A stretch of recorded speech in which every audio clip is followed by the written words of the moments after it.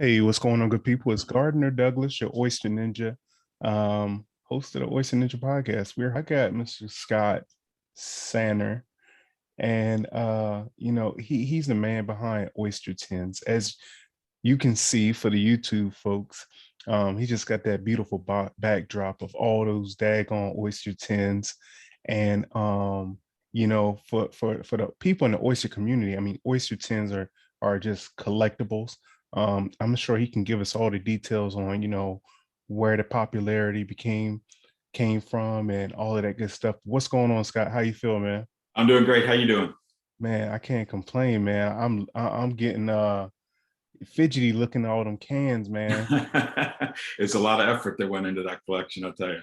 No doubt, I bet. Yeah. So how did you get into this, man? Where does love come from? You know what? I use the phrase, it started simple. We have a house on the water and we were looking to do a nautical collection or nautical kind of theme of the house. And so we're going into antique stores around the area and looking for just whatever it may be. I got a 1949 Evinrude outboard hanging on the wall next to me. And I saw an oyster tin, and actually I have that with me for those that can see it on the audience. This is the first one I ever bought. It's not a very good one, actually, and I probably overpaid for it at the time, but it met that nautical theme. And it started with that, which turned into two, which ultimately turned into this passion for a collection and the pursuit and the hunt and all the things that go along with it.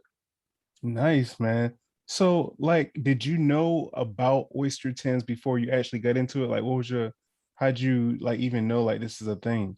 Yeah, not really. Honestly, we were really just kind of shopping for themes at the time, and I got the first one, and it had some kind of details and clues on it, like they have the packing houses stamped on the back, and I'm a kind of a history buff, especially for the area and the local history and things like that. And really, that's what triggered it. And then I started looking for more. And at first, obviously, they're easier to find, especially the lower dollar ones. And now I'm getting into the point where they're harder to find, more difficult, more rare, and so the hunt becomes more challenging now. I can imagine, man. Before we really get into the details, I just got to know, like, is there one that's what's the one for you that you just been hunting and searching for? The one that everybody wants is the wild duck.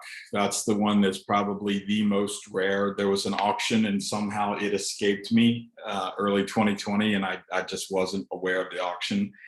Shame on me, but that can sold for 16,800.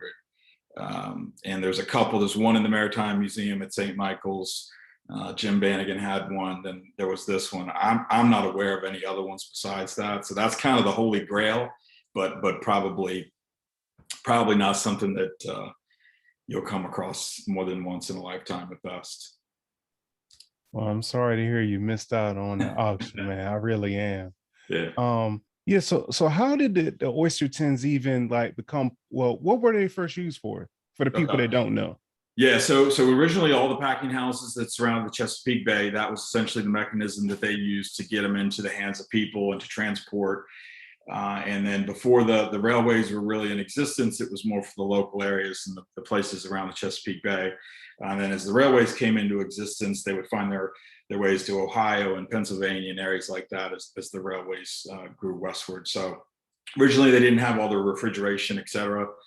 So they were limited in where they went, but you'll still to this day find a lot of cans out of Ohio and Iowa and places like that, those areas that are a little bit closer to the Chesapeake, not all the way across the country. And depending on how big the oysters were, and you'll see on the top of the cans, for those that have the ability to see it, like this one, for instance, says standards on it, if you can see it. So that denoted a certain size, and depending on how many or what size it was, would be a certain count, effectively a number that was in those cans. So anywhere from a 90 for the biggest to 400 for the smallest. Nice. So as far as, so I found you on Instagram. What made you start an Instagram account? Funny story. I have a neighbor who, he was a little kid when he started an Instagram account called Big Bad Boats, and he has 170,000 followers on that account. And I was talking to him one day, and I said, "Well, shoot, if you can get $170,000 about boats, I wonder how many people would follow Oyster Can." So I just set this goal of trying to get 500 people to follow a can, which I thought was just a challenge to me. And I met that goal and I've exceeded it. Now the new goal is 1,000, to have 1,000 followers. So I think I'm at 870 now. But it's kind of, it's fun to share it. And I like to, a lot of people like to look at the lithographs and the designs and the history behind it. And sometimes I put fun facts in there when I post them. So, and you speak a little bit about the designs on the cans. What went into I don't even know if you know, but like what went into like designing an oyster can? Because I thought I had an oyster can handy. It's probably around here somewhere, but I got the sailor boy and the sailor girl. Right. Yep. Those are like my favorites. And the sailor boy I looked for a long time and I just didn't want to spend the money, but I was like, if this is the one I want, let me just go ahead and buy it, Right. Exactly. But yeah, like what went into like designing these oyster cans? Yeah, so there's really two classes of cans. There are the packing houses that design their own, which you see a lot of across the backdrop. And then you have what was called a stock can, which that was the example of the first one I purchased. This is, so there were minimum quantities that you had to buy. So say 2,000 cans you had to buy if you did your own design. And so where you see the stock cans being utilized, they're stamped on the back with the different packing houses, but all the cans look the same. And that's for packing houses that just didn't have the capacity or the desire to buy, that kind of quantity. But really, if you think about it, and this is why part of the reason that I like it so much, because I'm a business guy, I run a business unit, and this was all about marketing. And so you had every packing house was pulling oysters out of the exact same place. So the content of every single can, barring the difference between potentially the Atlantic and the Chesapeake, for the most part, everything in the can is exactly the same. And so they needed a way to differentiate themselves. And as it boiled down to it, it's really the design on the can, the attractiveness, the slogans they use to make people feel more comfortable or loyal to a brand. And so it was really early marketing is what it was. And there are some beautiful designs that came out of that. And I think that's part of the reason that they did it, and that's what drove it. And then the other piece that you see within it is there was a lot of foodborne illnesses associated with raw seafood, as you can imagine, in the early days, especially with the sanitation that they had.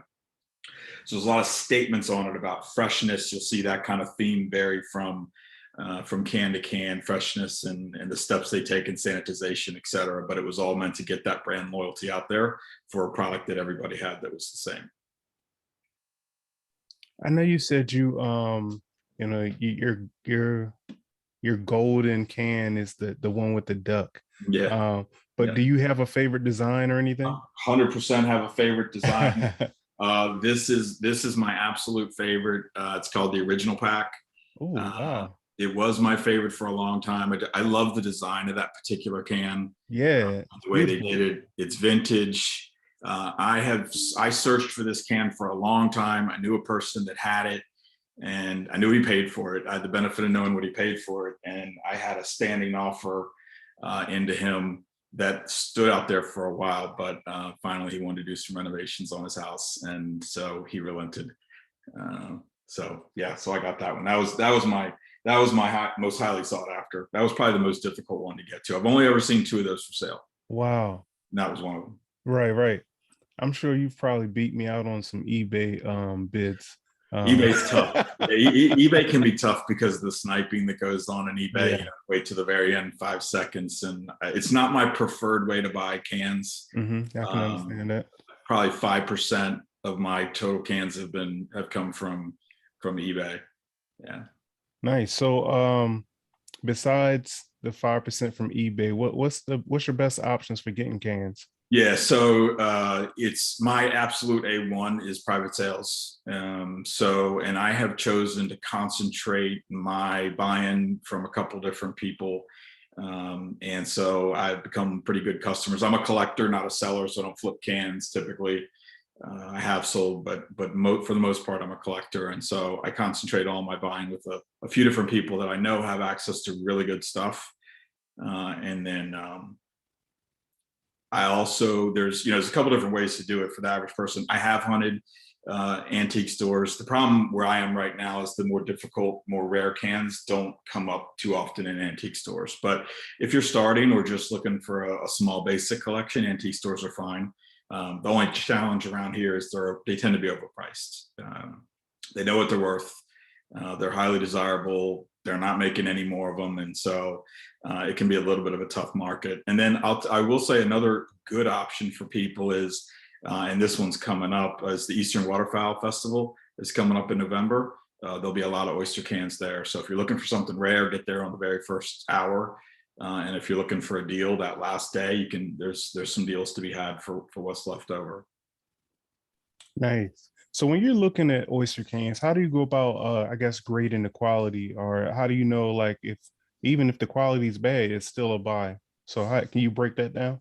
Yeah, it's a good question, and there's a lot of variance to this answer. So there's definitely a curve associated with the value of oyster cans, and what people want is a very clean front, no dents, no rust on it. That when you get that kind of supreme quality that was never circulated, never used, and stored really well, the value of those shoots up really significantly at the end of the day. So that's what I'm looking for. I'm looking for a clean can.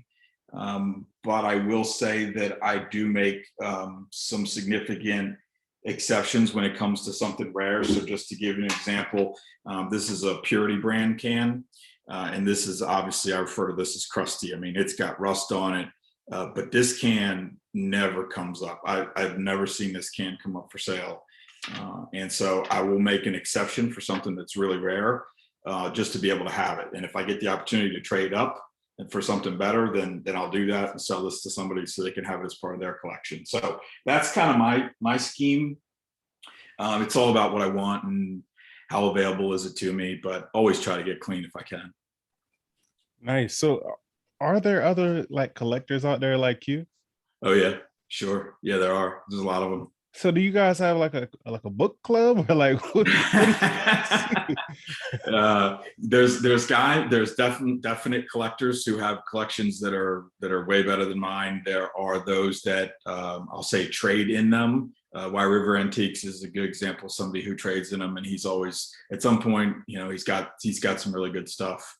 And he's got a nice selection. He sells them on his webpage. So he's there. Those are the kind of guys that are into the trade of that. So yeah, in fact, just this weekend I had lunch with a guy who's also a collector and a trader as well. So yeah, I guess to some degree it is a book club, if you will. I'm not sure if you have kids, but what does your family think of your collection, or do they think you go overboard with it, or do they get it?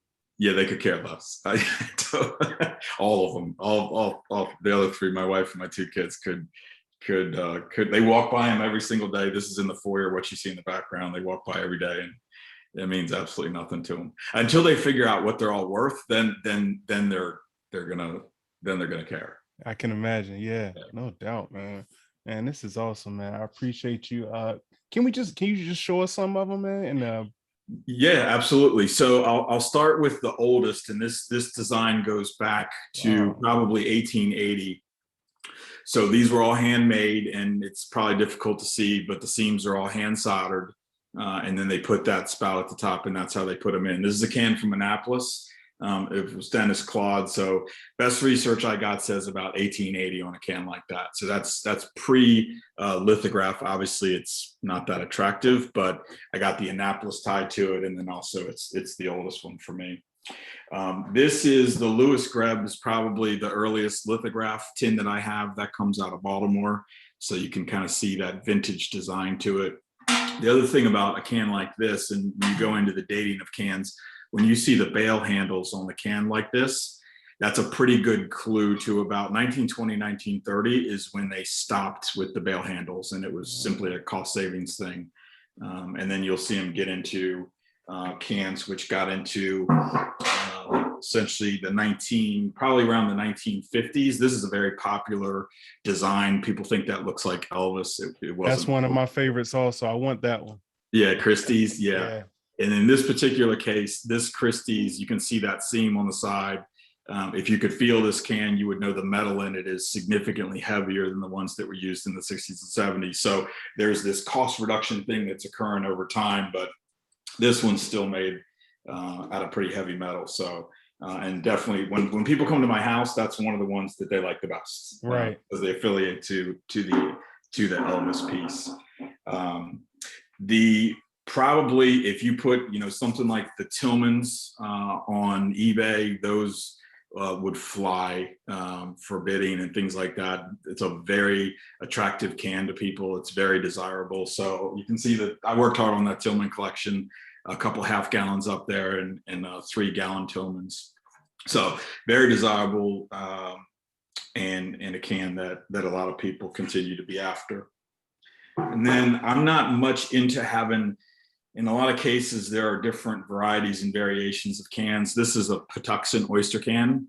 So this is the first one of them. I feel like I got a little bit of a link to this family because I work with Warren Denton's granddaughter. So in this case, I do have the 3 particular versions. This was the first one, but just to kind of show from an example of dating cans and kind of clues to use, you can see that they have the city and the state, but there is no zip code. Right, and right. So this would be the pre-5-digit zip code, which was in 1963 is when that system came out. And then you'll see this very similar can, but they're using the 5-digit zip code. So this would be after 63, and then the other one will be before it. So just, it's hard to date cans with precision, but you use clues like that to help you go about that. And then I'll show you one other. This is all one of my favorites, not my most favorite. That was the original pack, but I've always loved this can from Baltimore, Killian's, with the mermaid on the front, putting the oysters into the can. I think that was a great design. Yeah, that's pretty cool that they did. Yeah. And that too is a bail handle. So that's a 100-year-old can. And honestly, one of the things to me, like, look, I probably have 150 gallon cans. The fact that people saved those cans for 100 years and what basements and attics they probably sat in and what they stored, I think is crazy to think about. I've gotten them everything with birdseed in them and nuts and bolts, and they were used for something, obviously. Right, repurposed.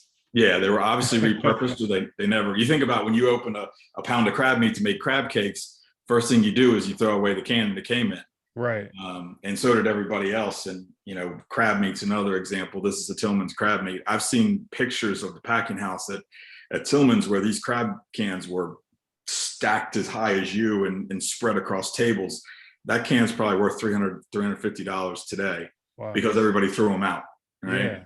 And so I don't know if the plastic stuff's ever going to be worth anything, but I save all the plastic crab meat tins now just in case. Just in case. Okay. Just in case. Right. Yeah. That makes sense because you never know. I mean, who would have thought that oyster cans, probably. Exactly. That makes sense. Yeah. So if worst case is somebody throws 100, plastic crab tins away 50 years from now, that's the worst thing that happens. You know what? So I see you have some of those little cans. No, when I go into antique stores, those are the ones I mostly see now. But like the tins, and they have like the clear top. Mm-hmm. Are those valuable? Like I guess I'm focused on the gallons, but I always pass up the little ones. Yeah, the pints and the quarts and things like that. I think it's just, for me, I just desire the gallons because I think you can see the artwork on them better. Right. The downside to it is the bulky, and I'm running out of place to put these things. So, I mean, this is one example, but upstairs I have them stacked all over the place. So wow, that's the downside of it. The piece that you're talking about where it had the clear top, that was actually, if I'm not mistaken, that was started by A&P because they had a desire to have a visual into the can so people could see the contents. And so they had asked some packing houses to change that design a little bit to give the customers a view of the product as well as the outside of the can. But from a value perspective, not necessarily. The value is not really driven off that. It's more off the design and the rarity of the can and the condition. The fakes, it's some fakes rolling out here, right? There are. I think people have generally done a fair job, from my observation, of identifying them as reproductions when they're listing them for sale and things. I have not, and they do look different, by the way. If you know what you're looking for, they've not tried that I've seen to replicate exactly what it looks like. There's subtle differences that, if you're a collector, it's boldly evident that it is a reproduction. Okay. But to be fair to those who are doing it, I've often seen them claim it in the title, even, not even hidden in text anywhere, right, but that it is a reproduction. So yeah, I shouldn't say fakes, but the reproductions. I should Yep. say, yeah, Yep. reproductions.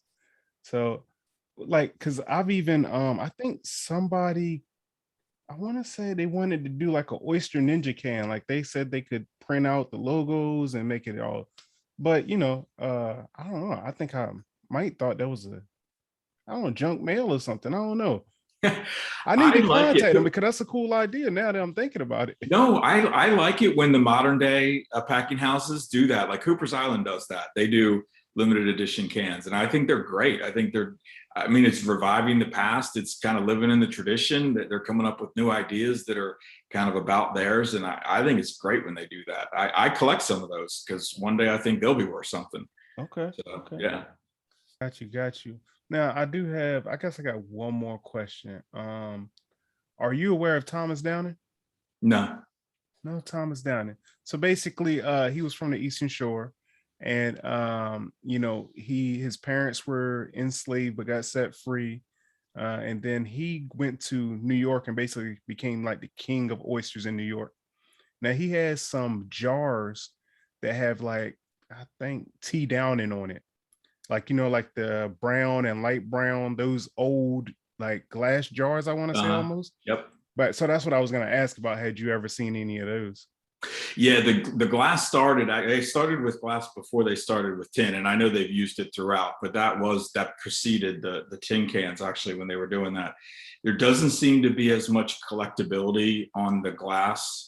The other piece there doesn't seem to be as much collectability on is when it has a paper label on it. In some cases, there's some rare stuff out there that would be desirable, but for the most part, people want the metal with the design lithographed right onto it. That seems to be what most people are after. That's certainly what I find most attractive. Okay. Anything we've skipped over? Anything you want to add? Any fun facts? Let's see. I think I gave it to you. I mean, if you really want to see probably one of the best collections that's out there, that Chesapeake Bay Maritime Museum in St. Michael's, that's a great place to go to see some really wild stuff, including the wild duck. But there's a really broad collection in there that they bought several years ago. So, if you want to go experience it, that's a great place to go to experience it. Okay. All right, man. So you can go ahead and shout out I guess if any Oyster tin collectors, like if they're selling, can they reach out to you or tell people where they can follow you at on Instagram so you can get that 1,000? Absolutely. So you can follow them on Instagram at Oyster 10. That's the name. And then I post there as I come across new stuff. I have a bunch that I haven't posted yet too, that I get to. So yeah, that's where I am. You can DM me and I'm happy to answer any questions that you have. Man, appreciate you, man. Thank you for taking time out your day, and I'll be getting in contact with you, man, because I took a little break, but it's time. That's great. Thank you very much for having me. Oh, appreciate for sure, man, for sure. And glad to share. Be safe, man. Have a good one. Okay. Thank you.